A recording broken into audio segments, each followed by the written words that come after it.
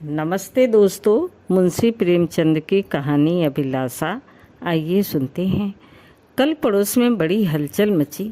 एक पान वाला अपनी स्त्री को मार रहा था। वो बेचारी बैठी रो रही थी, पर उस निर्दयी को उस पर लेस मात्र भी दया नहीं आती थी। आखिर स्त्री को भी क्रोध आ गया। उसने खड़े होकर कहा, बस अब मारोगे तो ठीक ना होगा। आज से मेरा तुमसे कोई संबंध नहीं। मैं भीख मांगूंगी पर तेरे घर ना आऊंगी। यह कहकर उसने अपनी एक पुरानी साड़ी उठाई और घर से निकल पड़ी। पुरुष काट के उल्लू की तरह खड़ा देखता रहा। स्त्री कुछ दूर चलकर फिर लौटी और दुकान की संदूकची खोलकर कुछ पैसे निकाले। शायद अभी तक उसे ममता थी, पर उस निर्दयी ने तुरंत उसका हाथ पकड़कर पैसे छीन लिए। हाय री हृदयहीनता! अबला स्त्री के प्रति पुरुष का यह अत्याचार! एक दिन इसी स्त्री पर उसने प्राण दिए होंगे, उसका मुंह जोहता रहा होगा, पर आज इतना निठुर हो गया मानो कभी की जान पहचान ही नहीं। स्त्री ने पैसे रख दिए और बिना कहे सुने चली गई। कौन जाने कहाँ। मैं अपने कमरे की खिड़की से घंटों देखती रही कि शायद वो फिर लौटे या शायद पान वाला ही उसे मनाने जाए, पर दो में से एक की बात भी न हुई। आज मुझे स्त्री की सच्ची दशा का पहली बार ज्ञान हुआ। ये दुकान दोनों की थी। पुरुष तो मटर गश्ती किया करता था, स्त्री रात दिन बैठी सती होती थी। 10-11 बजे रात तक मैं उसे दुकान पर बैठी देखती थी। प्रातःकाल नींद खुलती तब भी उसे बैठी पाती। नोच घसोट काट कपट जितना पुरुष करता था उससे कुछ अधिक ही स्त्री करती थी।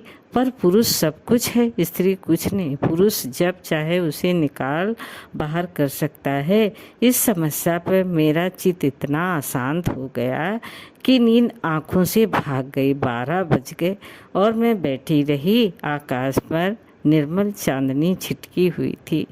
निशानाथ अपने रत्न जड़ित सिंहासन पर गर्व से फूले बैठे थे। बादल के छोटे छोटे टुकड़े धीरे धीरे चंद्रमा के समीप आते थे और फिर विकृत रूप में पृथक हो जाते थे, मानो श्वेत वासना सुंदरियां उसके हाथों दलित और अपमानित होकर रुंदन करती हुई चली जा रही हो।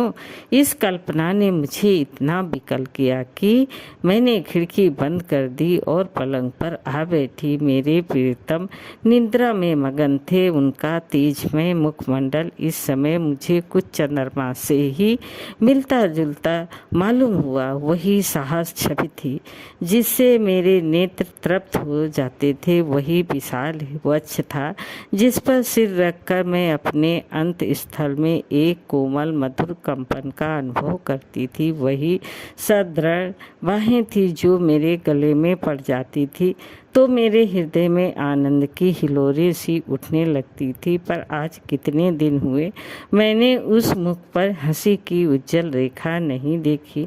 न देखने की चित्त व्याकुल ही हुआ। कितने दिन हुए मैंने उस वक्ष पर सिर नहीं रखा और न वो बाहें मेरे गले में पड़ी। क्यों? क्या मैं कुछ और हो गई या पतिदेव भी कुछ और हो गए? अभी कुछ बहुत दिन भी तो नहीं बीते। कुल 5 साल हुए हैं। कुल 5 साल जब पतिदेव ने विकसित नेत्रों और ललायत अधरों से मेरा स्वागत किया था। मैं लज्जा से गर्दन झुकाए हुए थी।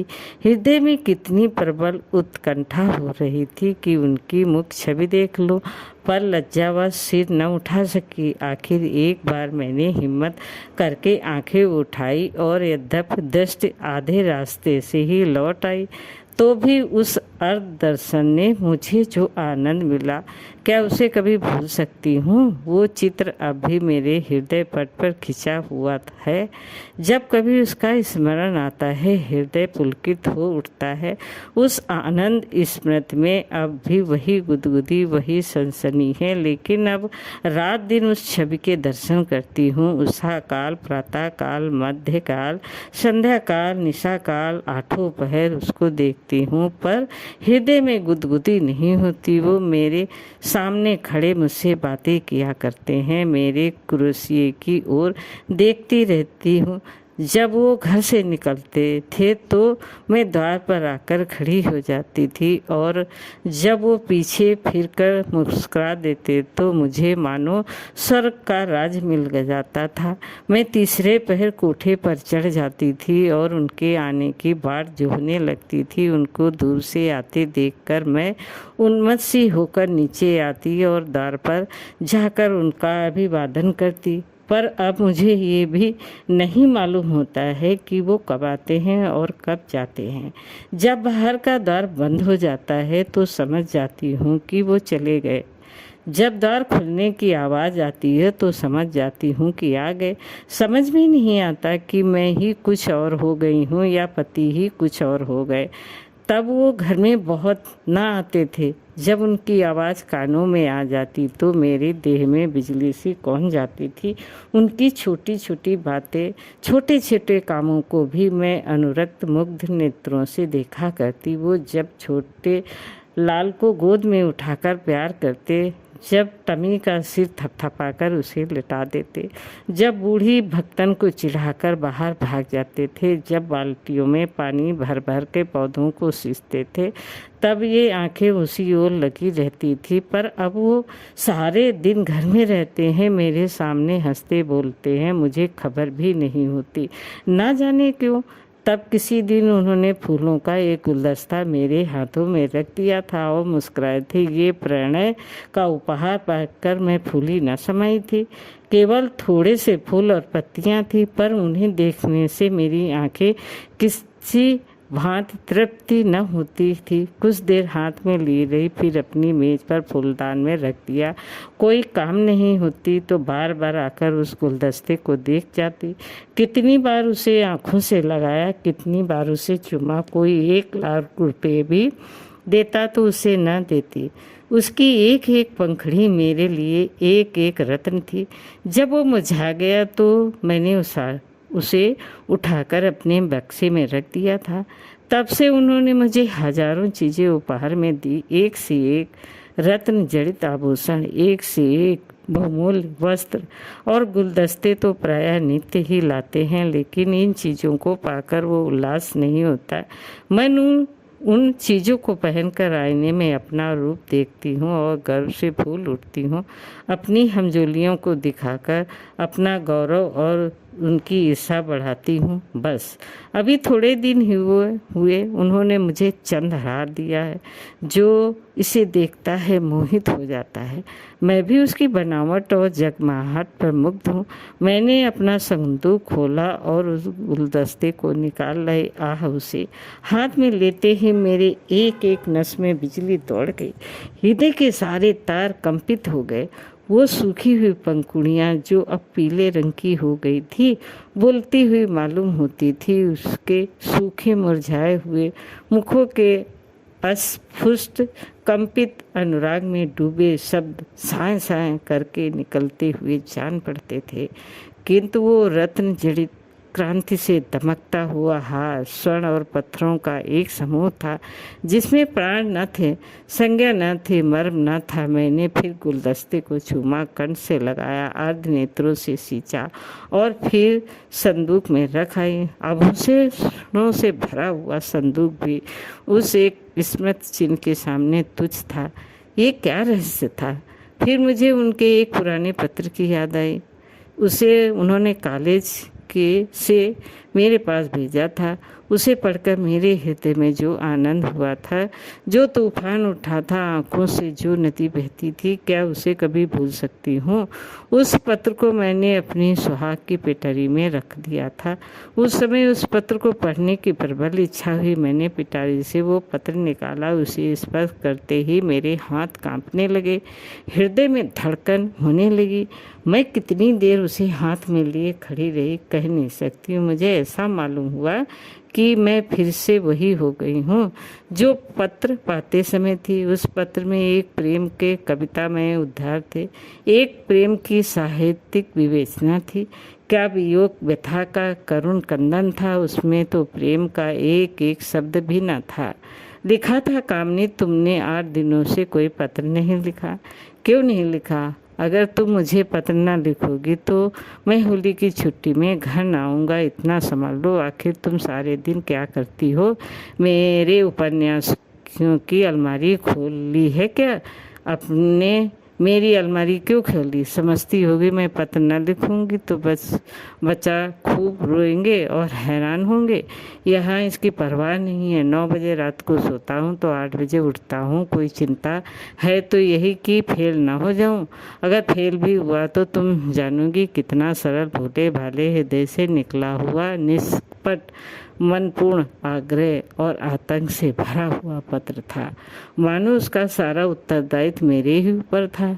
ऐसी धमकी क्या अब भी वो मुझे दे सकते हैं? कभी नहीं। ऐसी धमकी वही दे सकता है जो न मिल सकने की व्यथा को जानता है।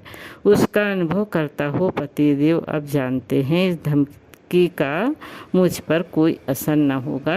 मैं हंसूंगी और आराम से सोऊंगी, क्योंकि मैं जानती हूँ वो अवश्य आएंगे और उनके लिए ठिकाना ही कहाँ है, जा ही कहाँ सकते हैं।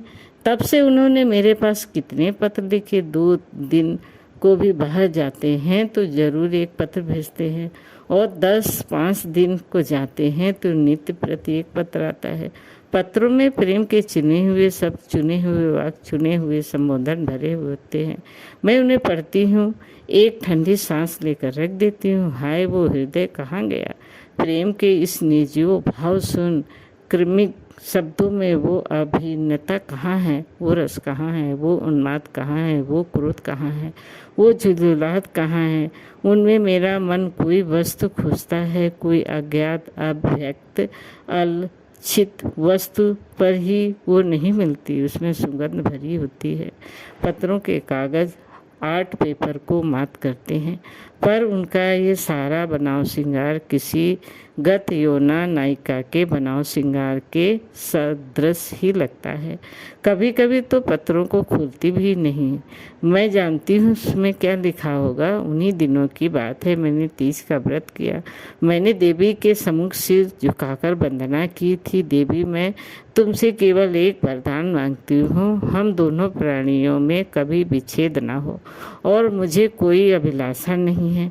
मैं संसार की और कोई वस्तु नहीं चाहती। तब से 4 साल हो गए और हमने एक दिन के लिए भी विच्छेद नहीं हुआ। मैं तो केवल एक ही वरदान मांगा था देवी से। वरदानों का भंडार ही मुझे सौंप दिया, पर आज मुझे देवी के दर्शन हो तो मैं उनसे कहूँ, तुम अपने सारे वरदान ले लो, मैं इनमें से एक भी नहीं चाहती। मैं फिर वही दिन देखना चाहती हूँ जब हृदय में प्रेम की अभिलाषा थी। तुमने सब कुछ देकर मुझे उस अतुल सुख से वंचित कर दिया जो अभिलाषा में था।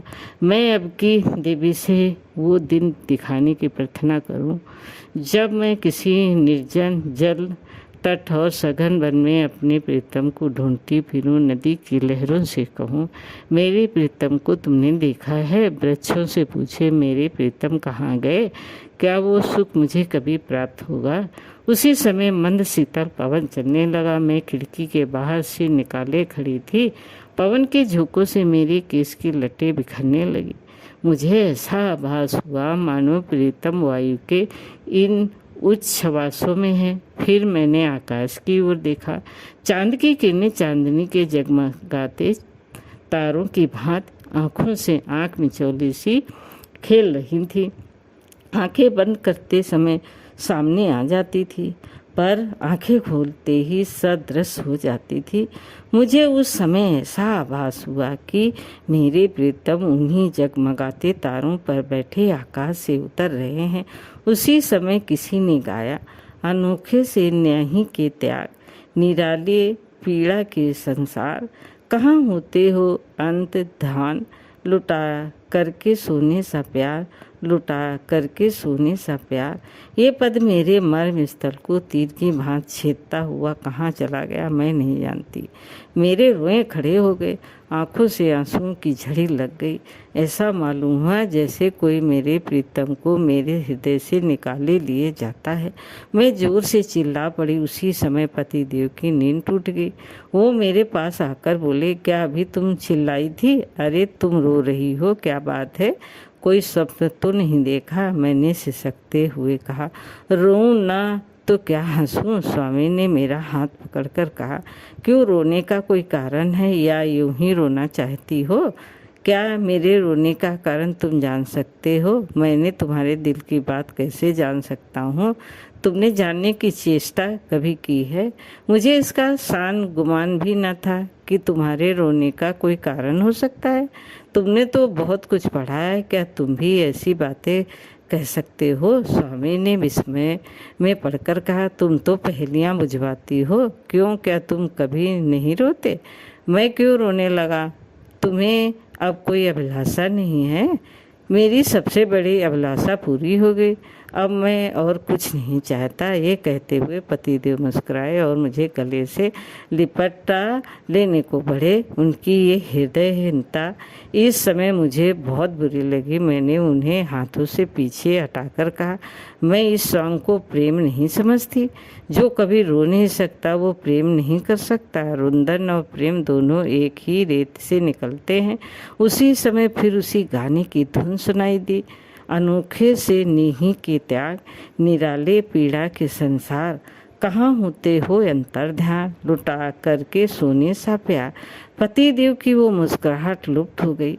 मैंने उन्हें एक बार कांपते देखा। ऐसा जान पड़ा उन्हें रोमांच हो रहा है। साहस उनका दाहिना हाथ उठाकर उनकी छाती तक गया। उन्होंने लंबी सांस ली और उनकी आंखों से आंसू की बूंदें निकलकर गालों पर आ गईं।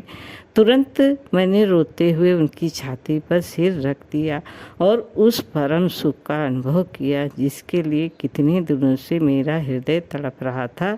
आज फिर मुझे पतिदेव का हृदय धड़कता हुआ सुनाई दिया। आज उनके स्पर्श में फिर स्फूर्ति का ज्ञान हुआ। अभी तक उस पद के शब्द मेरे हृदय में गूंज रहे थे। कहाँ होते हो अंतर ध्यान, लुटा करके सोने सा प्यार। दोस्तों, कहानी कैसी लगी? लाइक करें, सब्सक्राइब करें। धन्यवाद।